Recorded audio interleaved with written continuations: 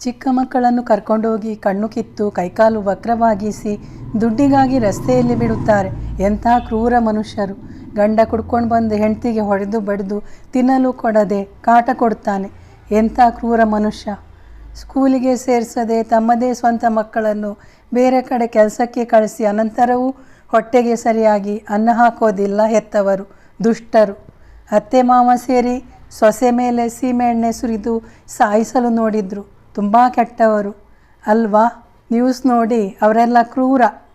ಕಷ್ಟ ಕರ್ಮಕಾಂಡಗಳು ಎಲ್ಲರೂ ಮರಗುವರು. ಇದೆಲ್ಲ ಕಣ್ಣಿಗೆ ಕಾಣುವ ಎಲ್ಲರಿಗೂ ಕಾಣುವ ಕಷ್ಟಗಳು. ಆಗ ಈ ಥರದ ಮನುಷ್ಯರು ಕ್ರೂರ ಅಂತ ಹೇಳ್ತೇವೆ. ಆದರೆ ಕಣ್ಣಿಗೆ ಕಾಣದ ಕಿವಿಗೆ ಕೇಳದ ಎಷ್ಟೋ ಕಷ್ಟಗಳು ಪ್ರಪಂಚದಲ್ಲಿ ಇವೆ. ಇಷ್ಟೇನಾ ಕೆಟ್ಟವರಂದರೆ? ಉಳಿದವರೆಲ್ಲರೂ ತುಂಬ ಒಳ್ಳೆಯವರ, ಸಾತ್ವಿಕರು, ಸಜ್ಜನರು ಅಲ್ವಾ? ದೈವಾಂಶ ಸಂಭೂತರು.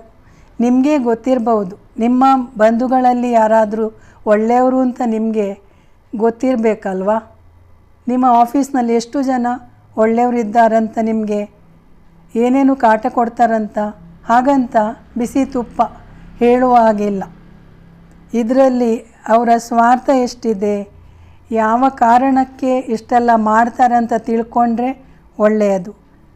ನೀವು ಸ್ವಲ್ಪ IQ ಲೆವೆಲ್ ಜಾಸ್ತಿನೋ ಏನೋ, ಇಂಟೆಲಿಜೆನ್ಸ್ ಜಾಸ್ತಿನೋ, ನಿಮ್ಮಲ್ಲಿ ಕಾಮನ್ ಸೆನ್ಸ್ ಹೆಚ್ಚಿರುವವರು ಆಗಿದ್ದರೆ ಬದುಕಿದ್ರಿ. ಇಲ್ಲಾಂದರೆ ನಿಮಗೆ ಸಾಯೋ ತನಕ ಇವರು 420 ಅಂತ ಗೊತ್ತೇ ಆಗೋದಿಲ್ಲ. ಹಾಗಾಗಿ ಎಚ್ಚರ ಎಚ್ಚರ. Be alert, B smart. ನಮ್ಮ ಜೊತೆ ನಗ್ನಗ್ತಾ ಮಾತಾಡ್ತಾರೆ. ನಮಗೆ ಬೇಕಾದರೆ ಸ್ವಲ್ಪ ಉಪಕಾರ ಮಾಡಿದ ಹಾಗೆ ನಾಟಕ ಮಾಡ್ತಾರೆ. ತಿಳ್ಕೊಂಡ್ರೆ ನಿಮಗೆ ಒಳ್ಳೆಯದು. ಇಲ್ಲಾಂದರೆ ಬ್ಲ್ಯಾಕ್ ಮೇಲ್ ಮಾಡ್ತಾರೆ. ಆಮೇಲೆ ಗೊತ್ತಾದರೆ ಏನು ಉಪಯೋಗ? ಸೌಮ್ಯ ಮುಖದ ಕ್ರೂರಿಗಳು ಎಷ್ಟಿದ್ದಾರೆ ಅಂದರೆ ನಮ್ಮ ಜೊತೆ, ನಮ್ಮ ಅಕ್ಕಪಕ್ಕ, ಬಂಧು ಬಾಂಧವರಿಂದ, ಸಮಾಜದಲ್ಲಿ ತುಂಬಿ ತುಳುಕಾಡ್ತಿದ್ದಾರೆ. ಇದರಲ್ಲಿ ಇನ್ನೊಂದು ವಿಧ ಇದೆ. ಅವರು ನಿಮ್ಮನ್ನು ತುಂಬ ಪ್ರೀತಿ ಮಾಡಿದಂತೆ ತೋರಿಸಿ ನಿಮ್ಮಿಂದ ಎಲ್ಲ ಕೆಲಸ ಮಾಡಿಸಿಕೊಳ್ಳೋದು.